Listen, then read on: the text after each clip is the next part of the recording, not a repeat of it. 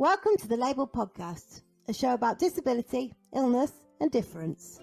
I'm Lucy. And I'm Alice. And that's Lola. Kaleidoscope identity, and this is who I'm meant to be. I'm just labelled me. I'm just labelled me.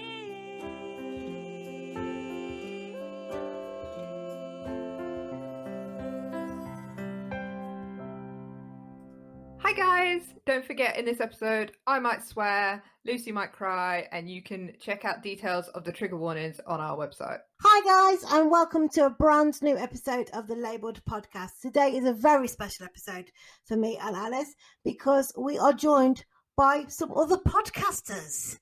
They've heard about how well we're doing, and I think they want to slice the pie.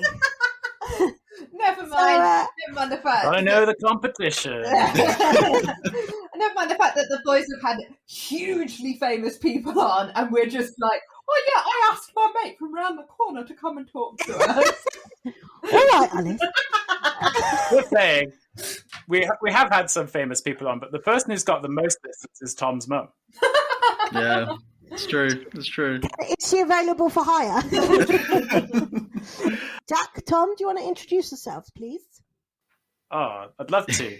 Jack from the podcast is called Challenging Behaviours, and it's old but very infrequent. I myself, so I've worked with people with learning disabilities and autism, as well as physical disabilities, for I think more than pretty much half my life, which is awful thought that I've got to a point where you can have been working in a way for half a life. That's a grim moment. Oh, please. I mean, Tom's not even had half a life. Are we witnessing here the birth of a midlife crisis? Could be. And also, I have dyspraxia and dystonia as well, so I have some of my own lived experience as well as working with disabled people. So I get it from all angles. Yeah, and I'm Tom. I also have worked, not for nearly as long as Jack, but since I was 16, volunteering / then working for the same place that Jack now works. That's how we met. And I also have family experience of autism, and sort of, we started this podcast, like Jack said, 3 years ago, and just infrequently chat about anything and everything disability related, really. Like, there's not a topic we wouldn't try. That's kind of how I'd sell us if I had to sell us, I guess. We talk about any old shit. That's pretty much. I think that's the kind of thing. Like, we go, is there anything you want to talk about? And if they say yes, then that's fine. If they say no, we're like, right, let's go for it and just see where this takes us. My mum has a phrase that always makes me a little bit uncomfortable, but it's suck it and see. It's like, yeah, my mum uses that one as well. That does make me feel a bit, yeah. It's not something you want your mum to say. No, not really. So, Jack, Tom. Probably says more about where our minds go than anything else, but yours. Jack, Tom, what made you go, oh, let's, we're friends now, let's start a podcast? Because the way me and Alice said, oh, we're friends now, let's start a podcast. Well, it was like, do you want to start a podcast? Yeah. Do you want to start a podcast? Yeah. Let's see if we could be friends, and then we'll make a podcast if it works. So you guys became friends first. What made you go, oh, let's make a podcast about this? Well, there used to be a third. We had someone called Adam. Adam? I want to say Adam. He's alive. I made it sound like he's dead. he's alive. Rarely seen. He's very hairy now. It's kind of like someone could disappear on an island for a long time, and the next time you see them, like Tom Hanks in Castaway. That's how infrequently I see him. Is every time I see him, he's got to a new level of hairiness. Okay. And basically it was him and Tom that actually started it, and basically I had some equipment, so like, let's gotta get this plan. Yeah, you made a mistake there where you said that we're friends. Jack just has the mics. I mean, it's just that, isn't Do you it? actually like secretly hate one another? Is this like... Yeah, it's not a secret, but yeah.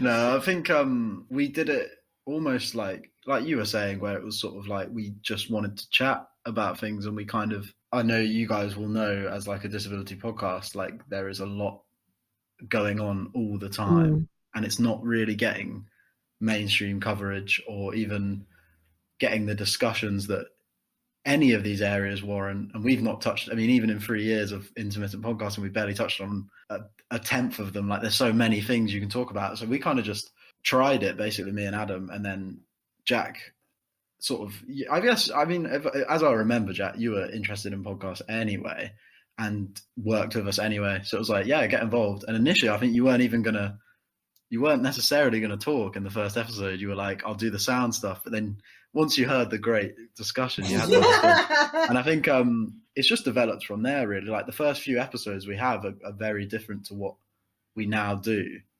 But the kind of crux of the whole thing, and the reason we set it up, I guess, is that this is something that we're very passionate about and something that doesn't get the coverage that it deserves and kind of should get more. So we just I guess just decided to have a go at it and stuck with it, really. All right, because as well, it's basically you and Adam were talking and you were drinking, and you basically have one of those moments where like, this is so good, we should record it.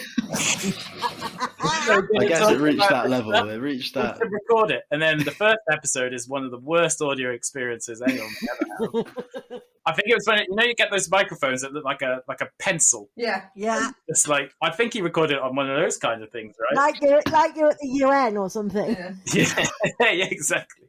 To begin with, it was really just mainly focused on learning disability, but as it kind of went on, and actually it was really kind of focused on working with learning disabled people to begin with, and we were talking about the structures, and we did like a whole episode about like how various professionals come in, and it was kind of very kind of focused on that. But as it kind of just went on, it just kind of evolved because, trying to just keep to such a niche area within disability doesn't quite work, like in a way, like because it's such a vast field to kind of, we used to, that was an old catchphrase, the field,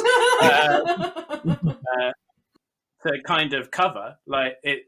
We just found that trying to kind of keep it into this one little box of like working with learning disabled people and autistic people, it didn't quite work, and it's just expanded and started to try and be as all encompassing as we can, which can be very challenging, like in any kind of disability activism, because there are so many different views and wants and needs and things that are going on. So it's really quite challenging to kind of stick to one area without naturally expanding. I think it's really hard as well, as somebody who does work in like the social care profession, that so few people have just, especially if it's a person who is at the level where there's kind of regular professional interventions, that there's so few people who actually only have one issue to contend with.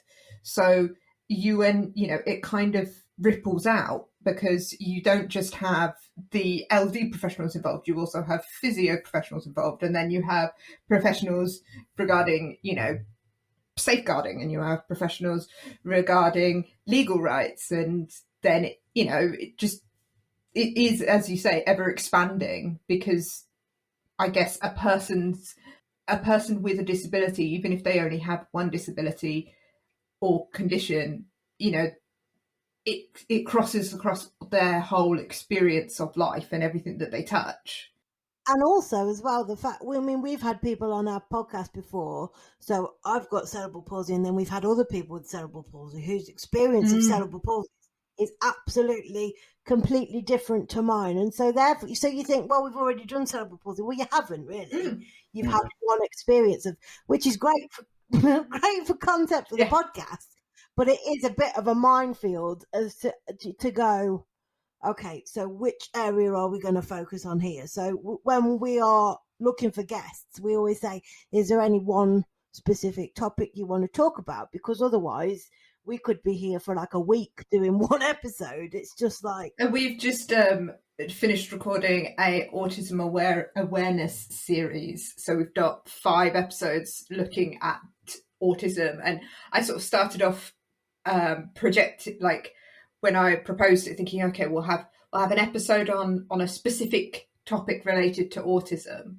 But just because we were talking to people with autism, and obviously they all have, different experiences, there's so much overlap, and there was so much just talking and it extending into other things that it really has not, it's not going to be a series of, this is an episode about autism and gender, this is an episode about autism and representation. It's very much... It's more like these are episodes about autism. Yeah, it really is. So it's something we've always kind of thought as well. There's the kind of attitude we've always had towards it is there's no topic that's too niche. Like, we'd happily do an episode, talk to someone with a disability, just that's giving their experience of, I don't know, fridges. Like,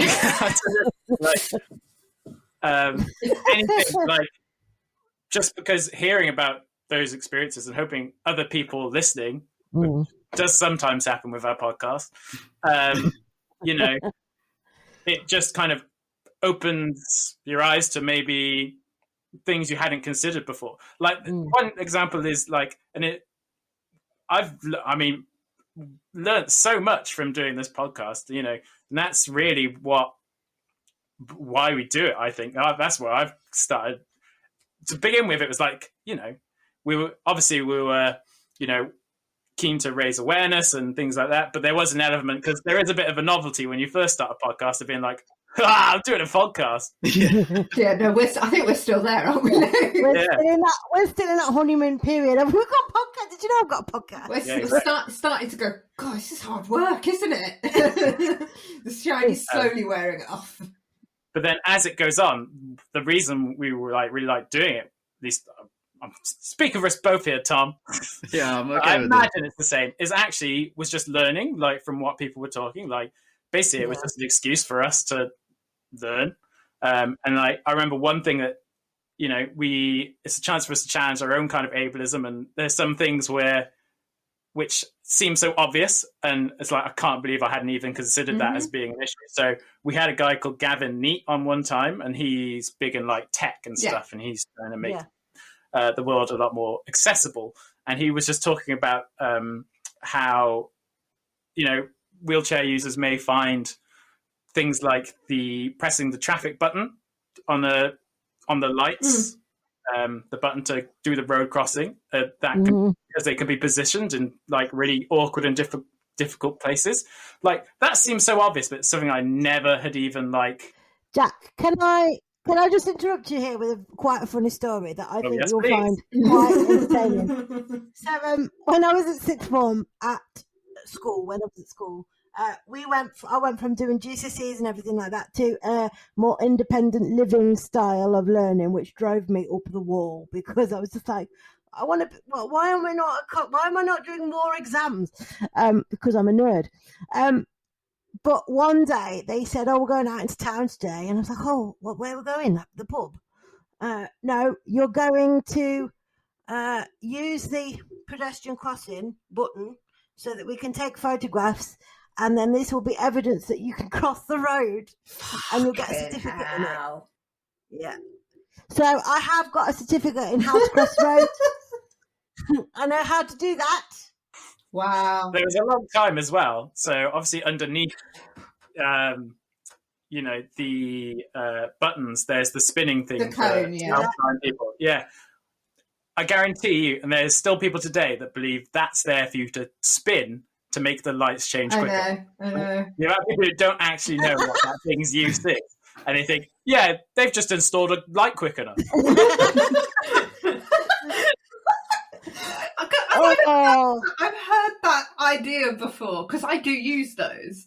I always, whenever I touch them, I always think, I dread to think how dirty this is.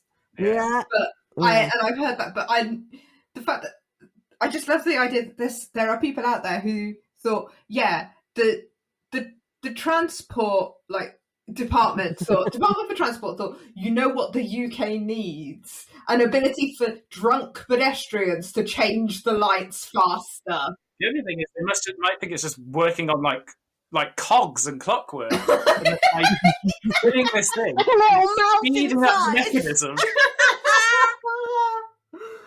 I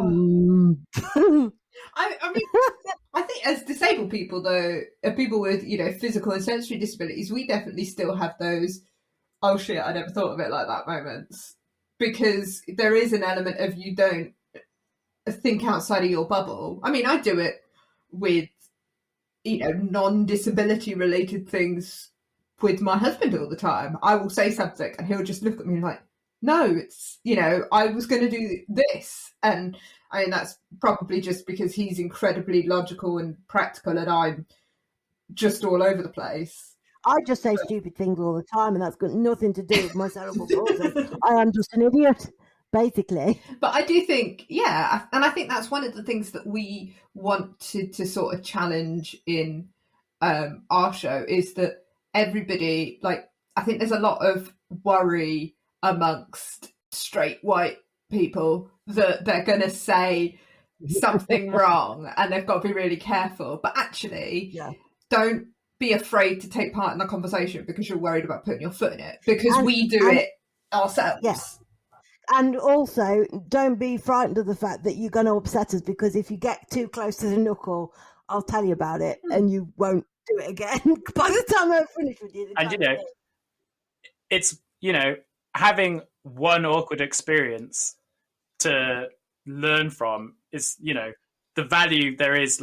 There's no one experience that'll be so awkward where you feel like you've put your foot in it isn't going to be worth the learning that you would get from having that conversation with someone. When I used to work with young people, and they'd always look at me like I was an alien with 4 heads and 6 noses. I always used to say, if you want to ask me a question about why I am in this wheelchair, then do it. And don't be afraid if it comes out sounding like you're a bit stupid, because I have heard every stupid question in the book and then some. And that kind of helped a little bit, I think. There was young people always used to go, can I catch what you've got? And I'm like, no. Because if you could, I'd probably be like E.T. when he has to go in that hazmat house, with all the, nobody touch her. But it is those. I mean, if you've never come into contact with a disabled person before, you are going to have, the odd silly question. I do think that there is a difference between kids asking a stupid question and adults not necessarily thinking things through logically. I definitely get a lot of questions about, well, how do you manage picking up your dog's poo? And I'm like, well, if I can't see it, I've got a nose that works. And the number of times I've had to have that conversation with people where they've kind of gone, oh yeah. And it's just use a little bit of brain power before asking your question. Is there a blatantly obvious answer to what I'm about to ask you, so that I don't have to bother this nice lady while she's going about her day? It's like when people are surprised by what I've managed to achieve. So the other day, I had to ring a part has broken off a piece of my equipment that I use at home, and I'd rung the service to come and get me a new one. And they rung me back and they were like, "Are you going to be in tomorrow, Wednesday?" And I said, "Yeah." He goes, "You sure, aren't you?" And I was like, "Yeah." He goes, "No, you're sure, aren't you?" I was like, "Yeah, because I'm here. What? A, there's a pandemic on, and B, I'm at work. I work from home." And he was like, "Oh, you work?" And I'm like, "Yes." It's and that was on the phone. That was he couldn't see me, he couldn't make any judgment, but he just automatically went, "Oh, you work?" As if to say, "Oh, I didn't think you'd do anything. You wait for us all day." And I'm like, "No, you come early in the morning." That those kinds of assumptions always irritate me a little bit, because you think, I can do stuff, I just can't walk. It's interesting. We found in the podcast, even though we've try to cover such a wide range of different kind of topics and things, often there are some things we seem to say in every single podcast episode. And one of them is, kind of referring back to, someone said, a lot of people feeling like they have no kind of interactions with disabled people at all. And that's something we always come around to is like, this is like when we've been focusing on like education and stuff, is, not having that kind of inclusion you have like at a school, for example, when you're younger and you can learn these things, and then you don't ask these, potentially slightly insensitive questions, which, people will ask, not realizing, it's in a kind of ableist kind of frame of mind, because they're just like not thinking about it really, as face the facts. They're just like, oh, this question's popped into my head. Rather than try and think about it myself, I'm just gonna ask. And that's kind of something we've kind of aimed to do with the podcast, and I imagine, and the same with your podcast, is that people will listen to it and they will, maybe hopefully learn from, what was being talked about, and pass that on to other people, and like hopefully use some of the stuff they potentially learn in our podcast as they're kind of going about on their daily business. I'm saying a lot. So Tom is now going to say the most mind-blowing piece of input. No pressure, Tom. Yeah. I would say as well that part of like being a good ally and like the podcast, for us at least, and again, I feel weird saying that we're good allies because we don't know that. We just assume. We just put our voice out there. I think it's sort of there are moments I can think of in our podcast where I've feel like we've got it spot on, and that's always like, I think being able to recognize that and trying to like build from there is something that I think we don't necessarily explicitly talk about, but I think we both have in mind. So like the My Life, My Choice one, which is like a local self-advocacy charity that we've both done work with, that one we had 3 members and trustees of the charity on with us, and it was just like a really good fun chat for an hour and an hour and a half, an hour, and sort of it flew by for us. We're friends with them anyway, but it was just chatting to friends.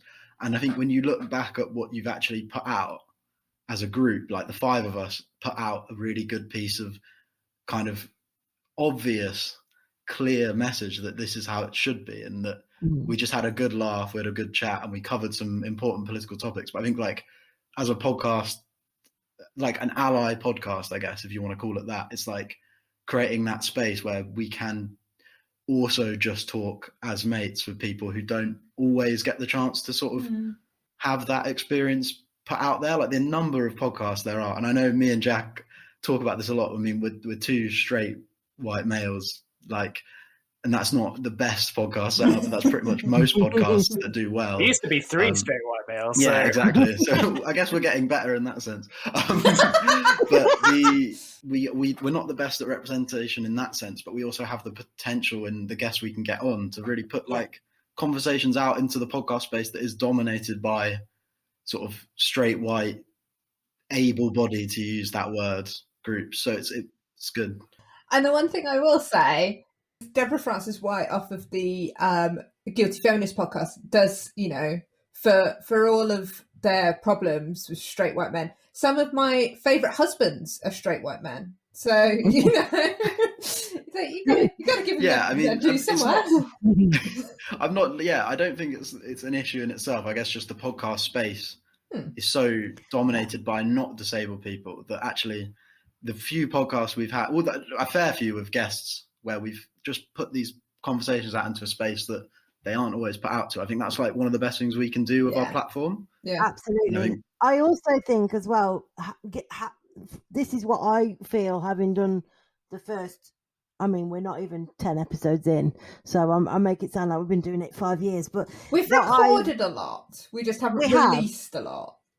Yeah, you're probably getting close to our number, because we're only honestly, we're about in 30 episodes. 3.5 years. It's about 30 episodes. So. Blimey. Okay. No, I reckon we've surpassed that in how many we've recorded. Yeah. Don't mean to show you up or anything. Yes. What I am, It's quality, not quantity. Oh, then you've got the beat there too. You're such a kiss ass. You're probably going to come off this and like slag her trash off. talk for you if you're 2 wrong. hours. Yeah, exactly. This is dog shit. But what I do really like about being able to have a podcast and invite people on is to not, we can show the other side of disability. So we're not saying we don't like sit there and go, aren't you brilliant? You're an inspiration and you're a Paralympic athlete and oh my God, it's just so inspiring. We just go, you're disabled and you're still, not still, but you're disabled and you're also doing great things, but you're also a human being. I think there's a lot of it's not even us saying anything to people. Quite often what we're doing is going, you do the talking and we'll try not to interrupt you too much. Yeah. The way we've always kind of phrased it is we just want to be a megaphone, and just provide. I wouldn't describe us as having a platform, even though we do. But I think people often say that as you got a platform. That means you have loads of people around. Whereas we have a platform as in we've got a thing to help kind of do that, and then to then also kind of repeat the kind of things that we've learned along the way. You can get Wi-Fi signal repeaters. We're just taking what we learn, and then we're just doing that, not just in the podcast, but everywhere. I wouldn't say we're not really Twitter active at all, but if we were to be, that is the kind of thing we would be doing. I guess as well that not to go against what Jack said, because I think Jack is completely right. You we do bastard. we do try and project, and there are people obviously who know more about the number of topics we've covered. We can't possibly know a lot about all of them, but I think there are also moments where we get to sort of reflect and discuss and bring these things together, which is kind of, I would say, the bit as podcasters that we do, where we do semi earn the listens we get in a way where it's not just feeding off someone else's guesswork. And I think that's another opportunity again with this ally stuff of making the connections that people know about but don't necessarily say, and reflecting on. And I guess as the buzzword of intersectionality, which is really big at the moment, but making those links that the everyone's experiences are different, and that's really important in the disabled podcast scene as well. So I think that's where you can also be a really good ally, because I'm not disabled myself, but I can still make the link from podcasts we've done about different people's experiences, as we said, but also not just between different disabilities, but also between being a white disabled person and a black disabled person, or a middle class disabled person and a working class disabled person. These links are still really important. And I guess, again, just being a good ally and being mindful of that, and mindful of where you can draw stuff in to help hopefully pursue more guests and more conversations. I think that's a useful skill. One of our main kind of, I don't know if objectives is the right word. Sounds a bit wanky. But one of our main objectives was for people who aren't involved in disability activism or disabled circles, I don't know, to listen to it. And that's I guess the goal of any kind of disability-based activism podcast, anything like that. That's what everyone is kind of aiming for it to become a bit more mainstream, and to be issues that are talked about alongside the things Tom was saying in terms of intersectionality. There's so much, I was about to say content. But there's so many things that cover race, LGBTQ, but in terms of disability, if you're thinking mainstream podcasts, there are so many podcasts out there. What constitutes as mainstream anymore? There's probably more podcasts than human beings. I don't know about that. There is a fairly serious overpopulation problem in the world. Everybody says you know, when I go, oh, I've got a podcast, they look at me like, yeah, and so is everybody else. so's I my know. name. Yeah, if you were born after 1984, you have to have a podcast. It's like having a GCSE. You can't get a regular job. I wanted to ask, like, how easy do you find it to get guests on, like, you know, to come and talk to you? Because we've, you know, it's been, I don't want to brag or anything, but when we set the podcast up, we were a bit like, oh, it's going to be really difficult to find people who want to help. And I was envisaging having to talk to my disabled friends for at least a year before we got going with anybody outside of that sort of group of people that I knew. So how easy do you two find it as podcasters to get guests on? And have you ever come across anybody where you've gone, yeah, thanks, but no thanks kind of thing? Oh, This is a perfect opportunity to name drop as well. Well, this is the thing. So I got given some great advice once by a guy. I'm trying to think of his name. His name's Timon Singh. He wrote a book called, I'm going to give him a little plug here just because I'm always really grateful for this advice he gave me, called Born to Be... go on Amazon. Yeah, it's called Born to Be Bad. And basically he just interviewed a bunch of actors who played villains in 80s action films. Wow. And they made a book out of it. And I met him at a podcast festival, and he was just saying, like, if there's something that someone wants to talk about, they'll probably do it. And that, like, just, that's what kind of urged us on to go on to ask maybe some people we never thought we'd be able to talk to. And the first person we got as a result of that advice was RJ Mitty, who was in Breaking Bad. Like, I wouldn't have even thought of even trying to ask him before that. No, we made a joke because I'm quite late to the party with Breaking Bad. We'd already, I think, started the pod, and I messaged Lucy and was like, come on, cerebral palsy people all know each other. And I literally, that was the only way that I kind of envisaged us being able to have somebody like that on the show. But the idea And I also clarify, this was about 11 o'clock at night, and she just said, can you get hold of RJ Mitty? I was like, what? What? I think as well, like, so firstly, I'm going to preface this with Jack gets all the guests pretty much. Okay. And that's all on him, 99% of them. I think the other thing is that we, through our work outside of the podcast and sort of just things we've done in the past and then the podcast itself, like, we're in a niche of the disability community, like the learning disability community specifically, that is just so welcoming, so engaging, so interested in what we're putting out in a really productive and, you know, constructive criticism, things like that. And like, we've got a lot of people who follow us on Twitter who followed us from the start, who are sort of academics, disabled people, all sorts of different people from all sorts of walks of life who are really involved in the scene, and they want nothing more than us to just do well. And I think that's like, I think me and Jack would be we'd be wrong not to acknowledge that and how we've kind of got the guests we've got, because the start of the guests, like, I know Jack laughs about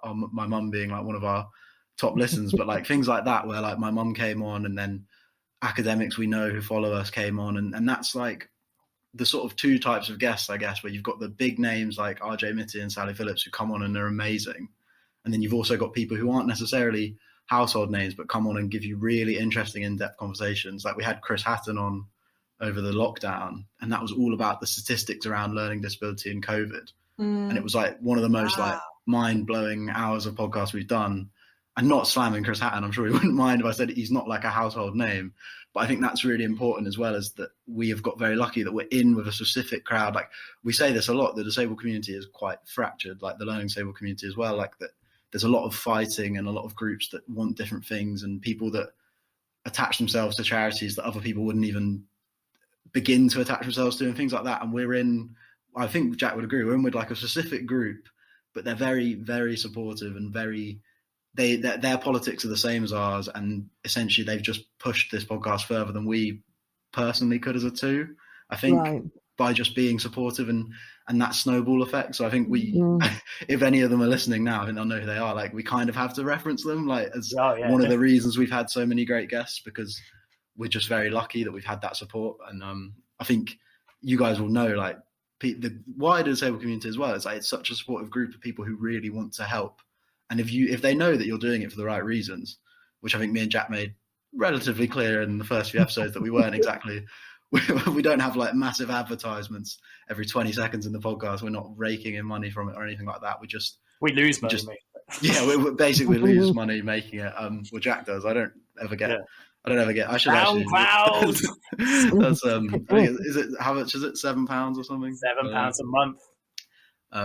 I probably owe you a lot of money now that that's come out. I don't know how much this podcast thing is. I was just going to say that. It's clearly fucking £7 a month. But, yeah, I think I spend that on coffee I don't finish.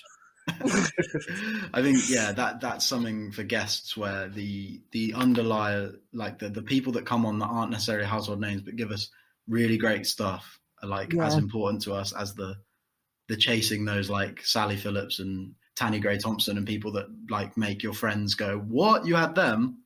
Like there's two different types of guests, and I think both are really important to us. I think it's very, you have to be very careful to find the right balance. So I think the aim that me and Alice, I know I'm speaking for you, Alice, here, but I think this is the kind of thing you're gonna come off and go, actually, you said a whole bunch of stuff I really didn't agree with. I wouldn't wait until after the recording of this. No, you just interrupt me whilst I was talking. The kind of feel we want to get is, maybe get the odd well-known person on, and then so like 5% of the time get a well-known person on, and then the rest of the time just get because I think they're the best kind of stories. Ordinary people's stories are the best kind of stories. For sure. But I also think that having people who are well known gets your podcast out to more people. That's how you can. I'm going to listen to that. Yeah, like I said, one of our main kind of things was to, for people who have never really taken any kind of interest in, disability activism at all, to get them to listen is to have, some guests that they may be a fan of. And then tune in, I think it's one of the most, it was one of our shortest interviews and one of our shortest episodes, but we had a musician on called Frank Turner, who's got a huge following, right? Yeah. But what was happening is he had started doing partner work with Gig Buddy, so he was trying to arrange it for carers and learn disabled people to come and enjoy his shows and make them more accessible and stuff. But what I found was really interesting is we were talking to him as he was learning about this kind of area, and it was, and hopefully that would have encouraged his fans, who I'm sure he has loads of big fans who would listen to anything he's on. Listen to it, hear about him learning about this kind of this world that was unknown to him, and them maybe doing the same, and maybe hopefully that is by them looking into some of our other episodes, looking for other disabled podcasts like this one, something like that. So yeah, it's a useful tool, and I think we get a good balance. And it is, like we said, actually the biggest reactions we tend to get are from the, lesser known, I'm doing quotes, lesser known guests that we have on, because, they, as you say, have maybe a more perhaps relatable experience. I'm not entirely sure. I think, Tom's family story and Tom's mum's story is a pretty sort of eye-opening story, and so it is that kind of, I think for a lot of people, just hearing those stories from ordinary people, kind of, it's the not there by the grace of God, but that happens to everybody element. That is the thing when you are talking about disability, at some stage in your life, you are likely to become disabled or have additional needs at some point in your life, whether it's aging or whether you get, run over by a bus or something. there is always that possibility of you could become a member of this club at any given moment. And that whenever I say that to anybody, it sounds like I'm a mafia boss with a With a list. yeah, Could happen to you. yeah, could happen to you. But I always say that if it can happen to the bloke who played Superman, it can happen to anybody. Do you know what I mean? It's that kind of, and I don't know whether it is like a morbid fascination with, I don't know whether our podcast is a bit like, I wonder what their story is, and whether it plays into that question of, I wonder what happened to them, or whether it is just like a valid interest in, I want to learn more about this. I listen to a lot of true crime podcasts, and there are people within the true crime sort of interest community who want to listen to true crime stories so they can go, oh my God, that's terrible. And like, oh, are people awful? And that person must be insane. And there are people within the true crime community who feel like there is an element of that unifying, crime can happen to anybody. And so understanding it and hearing those stories is giving voice to victims and taking time to, be aware of the risks of other, that other people may face. But it kind of has to come from both ends. You've got to deliver it in the right way, and you've got to consume it in the right way. I guess that would be where we maybe differ as a podcast in a way, just because we do tend to stick to, say, like autism and learning difficulties, where it's less of a like, we don't tend to have a kind of, there's not, you can't, it's not really a kind of, what happened to you kind of thing. It's and it's not necessarily a case of this will happen to you when you reach a certain age, so you need to take notice of this. I think maybe for me and Jack, at least, it's been a bit of a, I mean, it's developed so much since we started it, but it's kind of just been this, like, there is this group in society that no one is talking about, but that terrible things are happening to all the time. Yeah. And it kind of, it feels like you're sort of banging on a door and it's never going to open.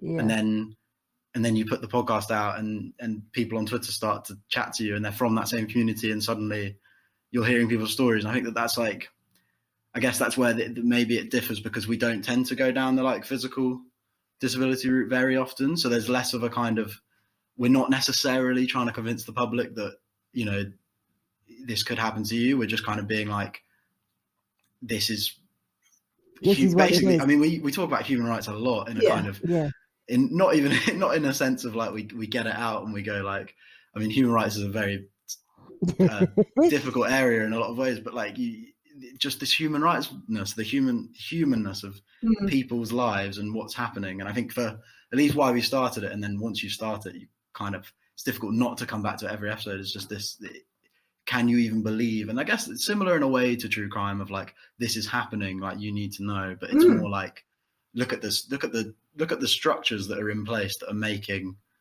just being a human who happens to have learning difficulties like really difficult. And I think that's like where our podcast maybe I think though actually the overlap with true crime is still there, because you look at for example, very topically at the moment, Sarah Everard's story. I knew you were going to say that. it's that has caused a lot of women to start speaking out about their fears of just walking out alone. And that's a social thing. That's a sort of socially sort of structured, culture-led thing that a lot of people, a lot of men don't realise is something that genuinely worries a lot of women, and genuinely a lot of won't walk out the house on their own, won't go for a run even at 5:30 after work because they're worried about their safety. And that is kind of institutional in the same sense of that. Just what I'm trying to get at. Yeah. No, 100%. I think again that I saw something really good that comes back to that intersectionality thing we were talking about earlier, where Jack, you're gonna have to remind me of their name. The travel blogger that we had on the podcast. Is it Carol Ann Lightly, or have I? Carrie Ann. Carrie Ann Lightly. Carrie, yeah. She's Carrie Ann is my boss. Oh, well, yeah, well, that's. Did you see the tweet that she put out yesterday evening about the story and saying that she was being goaded by like a drunk man on a train, and then once he like went to do something with her wheelchair, and she was like, "Oh, can you not?" And he completely changed his tone. He sat in a wheelchair, and she said, she told us the story on the show, I think, didn't she? Yeah, I think I can't remember. I've slept since then. Sorry, Carrie Ann, if you're listening. It could be worse. You could have forgotten a name. I thought Carol and Carrie. I think Carol, yeah. So, but basically, the man in question sat in a wheelchair, and she basically told him to get out because that's mine, and his demeanor completely changed. You know, so you know, it's all right to be a woman, but if you're a woman in a wheelchair, it's like we're completely off limits. But there have been times where I have felt when I'm on my own, if somebody like if the person I'm with goes, oh, I'll just nip into that shop and I'll leave you finish this cup of coffee, and I'm left on my own, I suddenly feel very, very vulnerable, because I think if anything, like even to the point where if somebody touches my wheelchair and decides to like, you know, move me, I feel very vulnerable because I know I can't fight them off, and that's not even going down the sexual assault route. That's just sitting there minding my own business with a magazine kind of thing. It's frightening, really. One of the scariest things that ever happened to me was sitting in like a food court thing in my local shopping centre with the dog, and the dog like was off harness, but tied to the table. She had her harness, like I propped it on the chair next to me, so it was very clear, everybody could see it, and they could see the dog. And a bloke came up to me and stood really close between me and her harness and started talking to me and asking me about the dog and asking me stuff like that. And it was only after he left that I realised that the contents of my gym bag were on the floor, and he'd basically been rifling through my stuff whilst talking to me, and using the fact that he could see that I was a guide dog user and that, you know, my dog was not currently working as an opportunity to take advantage of me. Thankfully, I don't put my purse with my sweaty gym clothes, but, you know, it doesn't change the fact that there are people who go, there is a disabled person there, I will take advantage of them. And I think in terms of like what that means, I get again to bring it back to allyship, I guess, in a way, is like that. I think I can't speak for Jack, but I can speak for myself, and I imagine the same for Jack, that as this podcast has gone on, those sort of these big social moments that are happening, these brilliant pushes for change, be that BLM, be that the current sort of movement around women and safe spaces, I think you make more links to that. These are often coming at for a specific type of woman or a specific type of person, and sometimes, and of course, it's still very relevant. But I think there's always that tweet from Carrie Ann was a prime example of like, that's actually the first time in this whole discourse in the last 2 days I've seen someone make the link that it is different for her, and her experience was different to these experiences being put out there, but it's as important, tells us as much about how men are behaving and how men are making women feel. It's almost like, isn't it, the way I feel about it is, it's almost like, this happens to women, but it won't happen to disabled women, because why would anybody find you even attractive enough in the first place to even attempt to try and do something, that kind of thing? Or I think perhaps that you have to be aware that when those kind of things happen to disabled women, it's different from the way that it happens to non-disabled women. You know, and I mean that's part of the problem with you know, all the press that is coming out around Sarah Everard is I haven't personally seen anybody, but I'm waiting for somebody to make the very valid point that she's a nice white lady. And where is the huge national press about the lady who, you know, a person of colour who perhaps does sex work to feed a drug habit, whose disappearance and murder is just as shocking and just as, you know, preventable, but that doesn't make headlines. And it's Yeah, I think, like, yeah, for me and Jack, I guess that's like one of the areas of we aim to with our podcast, like to be trying to not necessarily. We haven't done an episode on something like this. It's not an area we've looked into as of yet. But like just making these links of the discourse is great and it is needed, but there's also areas where it does fall short, as it would, because it's a national campaign, be that whichever one it is. And I know that like just attempting to bring in and, you know, bring more voices is always going to be a good thing. And I guess that's where like we can take a backseat, but we can hopefully maybe bring people on. I know for other issues, we've not, again, I don't want to make a statement about the current movements because I don't, we've not done an episode on that, and I'm not going to. Yeah. I think as well, you know, being a podcaster with a disability, it's quite, for me, it's quite an empowering thing because, you know, people in the mainstream, people may not talk about issues that affect me or, you know, things that I am concerned about. So if nobody's banging that drum, or give me the drum and I will make some noise about it myself. And it's quite an empowering thing. I don't know what your thoughts are, Alice, to go, okay, nobody's talking about this. You know, let me tell you about X, Y, Z. Well, and I think one of the things is that I always think I think about the people who are telling stories about disability, the people who are, you know, saying things that are putting it out in the mainstream.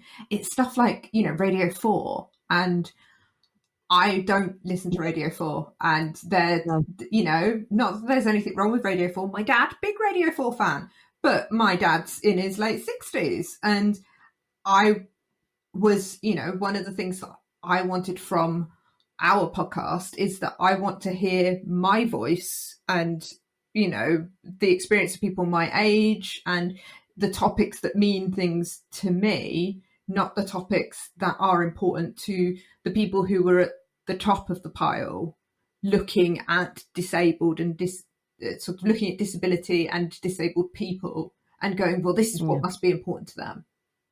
Yeah, and I think the powerful thing about like a podcast, like you're saying, being empowering is, you know, that someone is plugging in their headphones and they are intently listening to you. Yeah. Like you're saying with like things on Radio 4, that could be just something that's on in the background. With a podcast, you know that someone is intentionally taking the time to listen to what your thoughts are and what your experiences are. As opposed to it just being a thing, or like just passive, nodding, like you're talking to someone and they're just nodding, going, This is someone who is actually actively taking time to listen and learn these things. And I think that's like you say, that what makes podcasting in particular feel quite empowering if you're doing a podcast that's, you know, trying to tackle issues and like shine a spotlight on different aspects of life, whatever kind of topic it is you're talking about. It's a real powerful thing. And as I guess the challenge is making that, to bring it back to this third time, I'm just talking about it too much. That, you know, that you're wanting it to kind of expand out of just the kind of disability community who, you know, may already have experienced and understand a lot of the things that we're talking about, where there's such a massive, I mean, let's say, you know, majority of people probably have no idea of some of the challenges and discrimination and just everyday ableism and stuff that goes on that they have no idea about. When I tell my able-bodied friends about things that have happened to me before, they'll go, I can't believe that. And I'm like, why can't you believe it? Yeah. Well, and I think there's also there's definitely, like, you're looking at my parents, for example, you know, my parents' experience of disability is me. And so you talk to them about, you know, even just talking to my mum as I was getting to know Lucy, about Lucy's experiences as a wheelchair user. It's just kind of, it's all new. It's all something that she'd never come across before. My mum's an intelligent lady. She's been out there. It's like with me. I had not really had any experience of anybody. None of my friends are visually impaired, and so when I met you, Alice, it was like I've got all these other things to consider. So, like, and I'm not scared about going. Is this all right? Can are you able to see this? But I am definitely learning lots from Alice, and I'm learning a lot just by doing this podcast and letting other people go, I'll tell you what it's like to be me. And that, I think I'm growing to be a better disabled person. Do you know what I mean? And I don't mean that as a I'm cured kind of way. I mean that as I am becoming a better ally because I now understand. So absolutely. I can't help but turn into podcaster mode. So I'm just wondering, something I've kind of seen a lot kind of coming up recently is kind of parents in kind of terms of allyship. That's the word. And, I've seen some people trying to kind of silence like parents' voices within, activism and things. I'm just wondering, do you have, what are your kind of views there on, like, how do you feel about your parents kind of saying what they think in terms of like disability rights, etc.? Is that something you think should be like... My mother will has no qualms about telling me what she thinks about anything. But she has always been incredibly supportive and will fight my corner when I need it. Particularly good. But as an adult, she's kind of like, it's up to you, Luce. What do you? If you need some help, I'm here to help you. I'm here to support you. Obviously, when I was a child, it's a bit different because I wasn't able to, I wasn't able to understand really. But it's like I can relate this back to when I was at school. They used to have a pediatrician come in every so often, like once a year, just to like see how I was growing and how I was sitting in my wheelchair, whether I got any pain or anything. And they were always pushing for me to have my tendons cut in the back of my legs so my feet would be flat on the floor. And because they swore blind that it would make me walk better and all this kind of thing. And my mom said, and she still tells me this to this day, she said, unless you can guarantee me 100% that Lucy's life will be better because of this, then we'll go for it. She said, if it's anything less than 100%, I am not making that decision for Lucy. And if Lucy wants this, she will make that decision when she's old enough and able to take all that information on board and make her own mind up. I am a wimp, so I don't want to be like my tendons cut. I don't want to wear plaster boots on my feet. I don't want to be in hospital. Thank you very much. So, and I'm happy as I am. I'm happy, I have the odd ache and pain. It is something that, I'm happy being in. My mom always says you can't make a silk purse out of a sow's ear. Which, I mean, my mum and my parents have been incredibly supportive. They've always said, it's completely up to Lucy what she wants to do. And any decisions about my care or anything that would affect me later on in my life, my mum has left it until a point where Lucy makes a decision. So she's never gone, oh, this is my daughter and I know what's best. I do know people that have had that experience. And they've been, kind of, they become known as a bit of a busybody and wrapping them in cotton wool, whereas my mom's like, no, Lucy's her own person. She's got to, make these decisions herself, which I think is the right thing to do, I think. It's really interesting for me because my parents are no longer together, and I think I'm fairly certain neither of them listen to this. But on the off chance that they do, I am going to be a little bit careful of how I talk. But my mum and I are incredibly close, and my mum and I are very similar in a lot of ways, but my mum has the tendency to be my mum is the sort of person who goes, oh wow, at something that's a bit inspiration porno. My mum is the sort of person that, you know, when I told her about Lucy, I was getting to know Lucy, and I was like, oh, you know, she worked for the BBC for a while, and she's done hospital radio and stuff like that.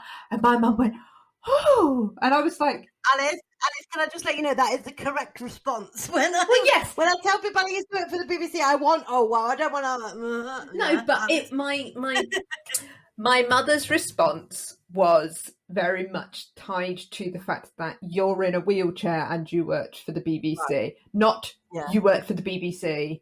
Like, I was more like, she worked for the BBC, she's actually bothering to speak to me. Whereas, you know, whereas my dad is very, as you said, Luce, very kind of, it's me. I do what I want. It's my call. It's my life. And he's more distant about it, but in a very supportive way of going, well, you know, I don't care as long as that's what you want to do, if you're happy. As long as you're happy. And I think part of that difference is because my mum and I are so close, she's the person that I've gone to and I've gone, this is really hard, I can't do this is, you know, and she's the person that I've shared my difficulties with, whereas my dad is the person who I haven't seen as often, who, you know, he's the one who gets the phone call that's like, oh, these are my GCSE results, and that's amazing, I haven't seen you for 6 weeks, I know that you've been working really hard and you can't see, well done, that's awesome, I'm really proud of you. Whereas my mum is the one who's sitting at the kitchen table with me going, I can't read this textbook, this is really overwhelming. And so it's but I have a thing about people talking on behalf of people with disabilities. Technically what my job is advocacy, is that being, you know, the difference between instructed and non-instructed is that if there is a person who doesn't have the ability to be able to communicate and tell you what it is they want, that your role is to say, well, this is what I think that person would want. And I think that I think a lot of parents find that very hard, because it's much more difficult as a parent to be able to go, well, what actually would my child, even if it's a grown child, what would their choices be here, and not be influenced by their own feelings and experiences about a situation. Yeah. Did you see that, Tom? Did you see that? We're being interviewed. I flipped it around, asked a single question, and we got a deep delve into the lives of the hosts and their relationships with their parents. You can hear more of this exciting style of questioning on the Challenging Behaviours podcast, available wherever you get your podcasts. We're still learning to it. I don't think you ever stop learning. No. So yeah, you are kind of, like, things will crop up all the time, and you're like, I was not expecting this. I think when we started, me and Alice did not understand quite how much paperwork there would be. There were quite a few meetings about stuff. These are all things we haven't ever done. I think the most extreme, the only thing we've ever done for the podcast has been any effort was we once went to London on the train. That's all I can think of. Well, Tom went to London once. I've been to London 3 times on the train. Ooh, fancy. Fancy. You see, whereas me and Alice have yet to meet one another, because we are still in the lockdown, and people say, how long have you known Alice? Not even a year, yeah. Not even a year, and we've not actually met each other in person yet, so... imagine what that first meeting's going to be like there. Oh, there'll be lots of gin, I expect. Well, so much gin, I forget I can't walk. No, thank you so much for joining us for this episode. Thanks for having us. Yeah, popping our guest cherry. Yeah, you're very welcome. And like I say, we'll perhaps have to look at getting you back on to do some additional stuff. Yeah, sure. Yeah, definitely. That's it. I've got several questions. Like, how long do you record for, and how much should you drunk? It was like 2.5 hours or something. Yeah, in the beginning we do like 3 because when we didn't have guests and it was all like in-house, as it were, we'd record like 3 in a row, and we'd be drinking the entire time. It seems weird to say it because we've only done them on Zoom in the last and I'm sure you guys have all done it on Squadcast. But we used to, because we're all from the same place. We used to meet up for a day. Like on a Saturday, we'd go to Adam's at 12 and then be there till 8, just recording and drinking. So by the end, it would be a bit questionable, really, the conversation. So, but now it's just an hour on Zoom, really, with whoever fancies it. Yeah, different world. I did Jamie McAllister's podcast only last week before, and I'm such a lightweight. I had 1 gin after my dinner, drinking it whilst sort of we were recording, so I'm nursing it for 2 hours or something ridiculous. And I said something on Twitter about how I was embarrassed of myself, so to such an extent that Jamie has sent me a message to be like, "Oh, are you all right, hun? Like, you don't need to be embarrassed." It's like, no, I'm fine. I'm used to it. Basically, Alice went off without me and embarrassed herself. Yeah, because I was drinking, and it's just what I do. I'm not used to being out on my own anymore. She makes me sound really mumsy and boring, doesn't she, really? No, it's not that. It's just, I get loud and obnoxious, more loud and more obnoxious when I drink. I mean, who doesn't? That's its purpose. That's what it's for. This is an excuse. Now I can be a bit of a bellend. I have been grateful. Like within the first 10 minutes of this show, I was like, "Oh, Jack said finally I'm not the most sweary person on the show." I think that's another thing that kind of works about our podcast is Tom is great at doing the more political chat, and then I just say things like "bumhole" every now and then. I guess, yeah. But I think you undersell your politics sometimes. I just get away with it because I'm doing the degree. You're doing the degree, isn't it? Yeah, I can just claim I know what I'm talking about. No, it's been so great to actually sit and talk to some other podcasters about podcasting, to be honest, because a lot of the time I'm like, are we doing this right? Is this how it's supposed to go? Oh, we're not the people to ask about that. It's just nice to have other people that do podcasting and also go, we don't know what we're fucking doing, but we're doing it anyway. Yeah, it makes us feel better. So thank you. So, Jack, Tom, can you tell us where we can find your podcast for anybody who's listening? We're at Challenging Pod on Twitter. That's pretty much the only social media we use. And you can find us on any, podcast emporium. We're probably there, I imagine.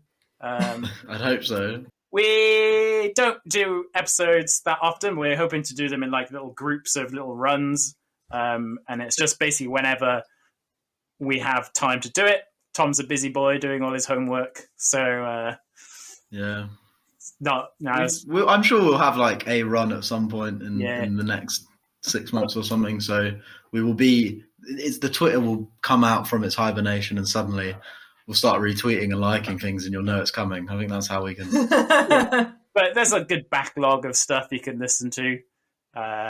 Somewhere in the 30s. That's you, Jack, isn't it? I'm in my 20s. Just brilliant, guys. Well, thank you so much for your time this evening. Thanks so much for joining us. Oh, thanks for having us. Thank you, guys. Cheers, guys. Thanks, guys. Bye. Bye. Thanks for listening to the lABLEd podcast. If you like the show, please rate, review and subscribe. You can follow us on social media at lABLEd podcast. Thanks go to our editor Adam Hall, our music composer Maisie Crunden, and our graphic designer Sarah Coley. We'll see you next time.